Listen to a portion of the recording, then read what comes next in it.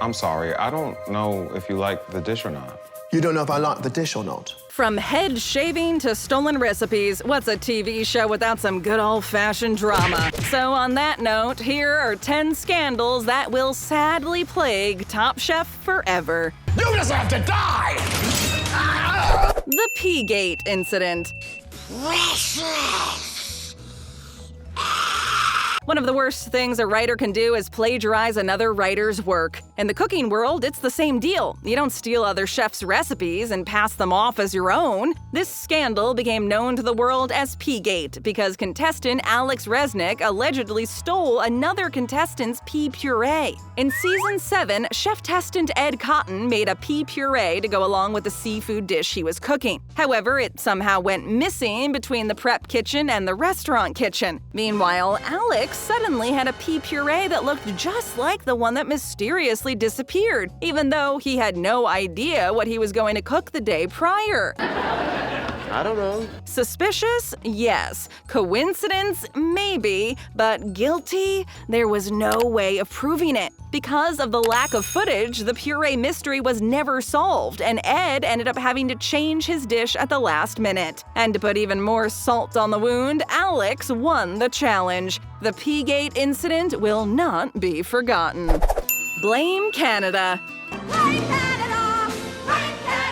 In some countries, like France, horse meat is considered acceptable fodder for fancy cuisine. Many people do not agree with this culinary option, but it's still commonly found in some regions. Top Chef Canada found itself in hot water when it was revealed that contestants on the show had used horse meat during a challenge. Contestants were asked to make a traditional French dish, and one of them included horse meat. When the information about this upcoming episode was leaked, there was an immediate public backlash. Angry fans and horse lovers alike organized a social media campaign to boycott Top Chef Canada for this embarrassing scandal. According to news stories from 2011, when the scandal broke, horse meat was not a big seller in Canada, except in certain parts of Quebec. You know, Quebec has a very open-minded dining public. To defend themselves, Top Chef stood by their decision and said, "The challenge in this episode involves having the competitors create a truly authentic, traditional French menu, and one of the most traditional French foods is horse meat." So technically, that's exactly what they did. But still, not okay. Rachel, please, that is so inappropriate. Paul Key had reached the pinnacle of his career when he won Season 9 of Top Chef and was one of the most famous chefs in Austin. However, he quickly fell back to earth when, in 2016, he was arrested and charged with assaulting his girlfriend, Stephanie Rodriguez. She called the police saying he had gone on a violent, drug-fueled rampage. Apparently, he had pushed her and her infant son, knocking over furniture and tables, and had blocked them from escaping the apartment. When police showed up, they noted a fresh cut on her right forearm and bruising on her upper arms and her swollen jaw. Key was quick to make a statement saying he was innocent of the charges and said that he would later be checking into rehab. A toxicology report later revealed that Key had alprazolam, cocaine, and THC in his system. Stop it. Get some help.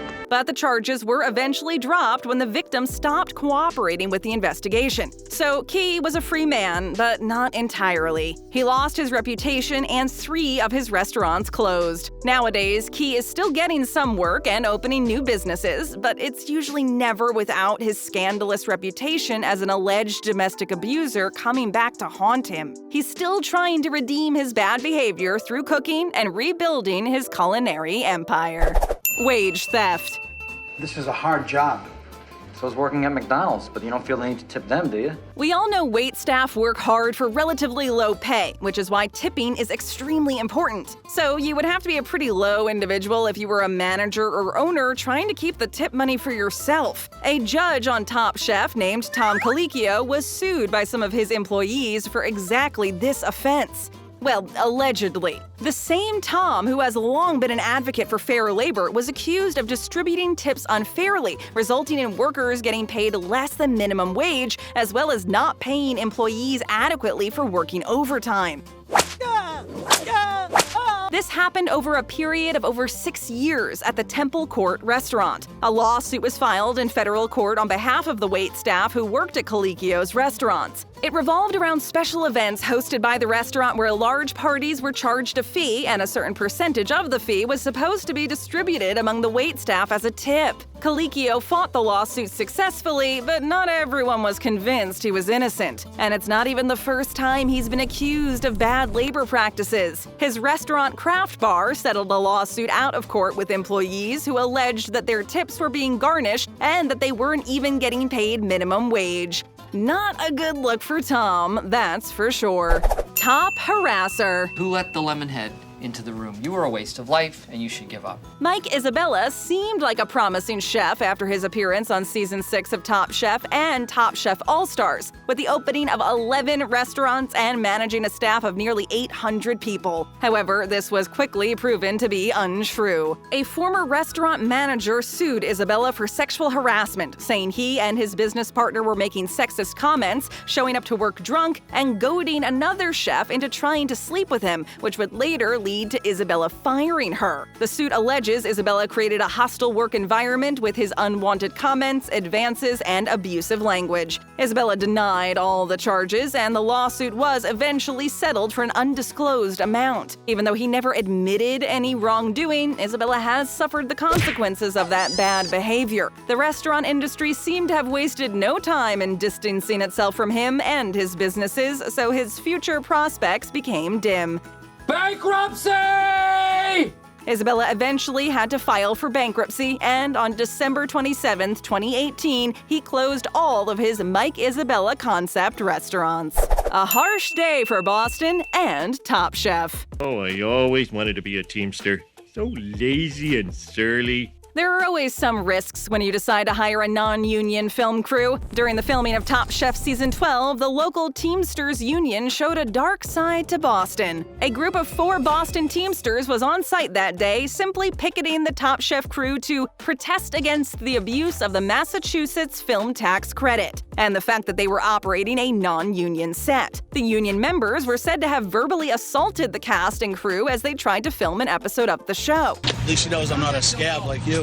Top Chef host Padma Lakshmi was a witness, saying they became aggressive and violent, coming up to her car window, hissing at her, with one saying, "I'll smash your pretty little face through the window." They even went as far as yelling profanities, slashing tires of the crew's vehicles, and were chest-bumping crew members in a threatening way. The bad behavior got out of hand to the point where the police had to intervene to restore order on the set. The Boston police report showed that at least 14 cars belonging to the cast and crew had their tires slashed. The union was asked to comment on these events, but the officials failed to respond to reporters' requests for comments. This incident was used, among several others, to determine whether Mayor Marty Walsh's office had inappropriate ties with organized labor in the city. Turns out, he pulled the permits for Top Chef in order to pressure them to use members of a local union.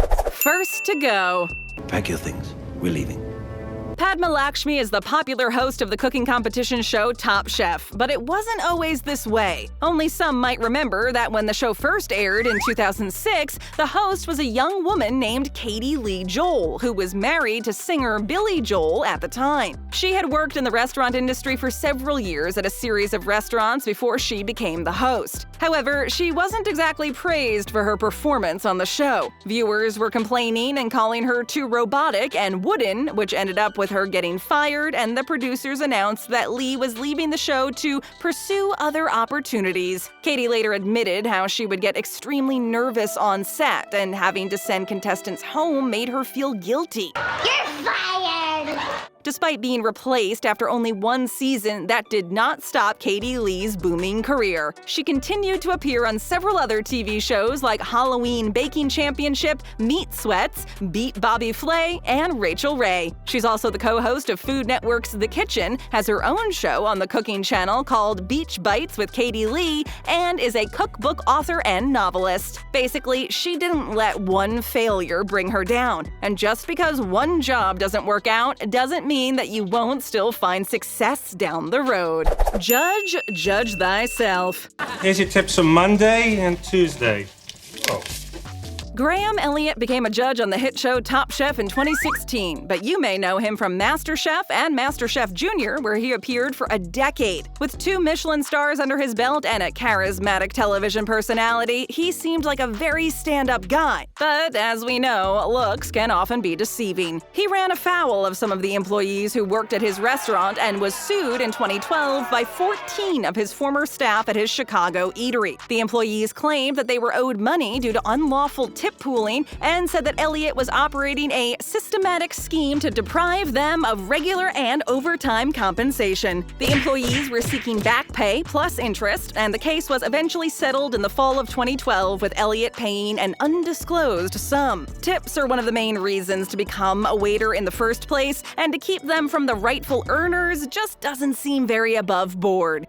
You think this job is easy? Even though this was a pretty big case back then, this scandal doesn't seem to have hurt Elliott's career or reputation. Like, at all. He's now a chef on Top Chef and gives advice on how to manage your own restaurant. A little ironic, is it not? Removed for cause. I am bringing money back home to New Orleans, so hopefully they won't kill me when I get there.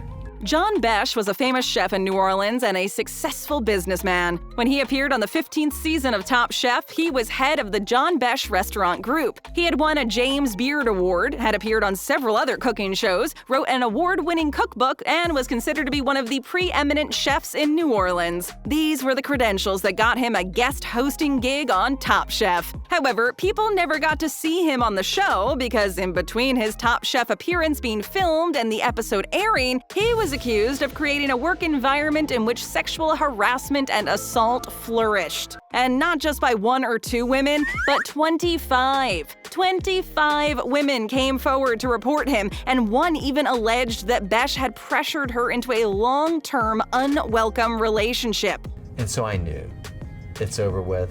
After the news came out, Bravo made a statement saying they were evaluating whether Besh's episode should be aired or not. Days after the series premiere, Bravo decided it would be best to edit Besh out of the episode entirely and replace his footage with scenes of Chef Chris Cosentino. Judge Tom Colicchio apparently had a lot to do with the editing out of Besh. He called the production company as soon as he heard the news, and then congratulated Bravo afterwards, saying, "Bravo to Bravo for making this decision." Close shave. Marcel Vigneron, at your service. Marcel Vigneron was one of the contestants who first appeared on Top Chef Season 2. Known as the most popular but least liked contestant on the show, Vigneron was wildly talented. But with talent also comes jealousy, and his fellow contestants would prove this point. The night before the final day of shooting in Los Angeles, tensions rose between contestants, and Vigneron was the victim of an assault that was caught on camera. Elon Hall, Cliff Crooks, and Ilya Abumrad were left alone in their house and were seen dragging a sleeping Vigneron onto the floor in an attempt to forcibly shave his head with an electric razor. An intoxicated Cliff was seen physically pinning him down, while the other contestants laughed and filmed the incident with a handheld camera. Crooks put Vigneron in a full Nelson, but Vigneron was able to get away.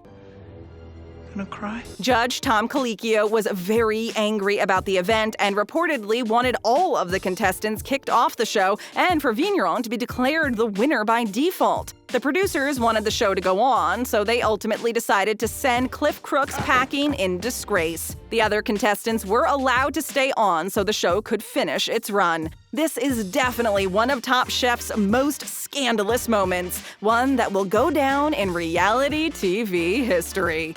Jump into more great videos. Just tap or click. First time here? Then leave us a comment, hit that subscribe button, and ring that notification bell.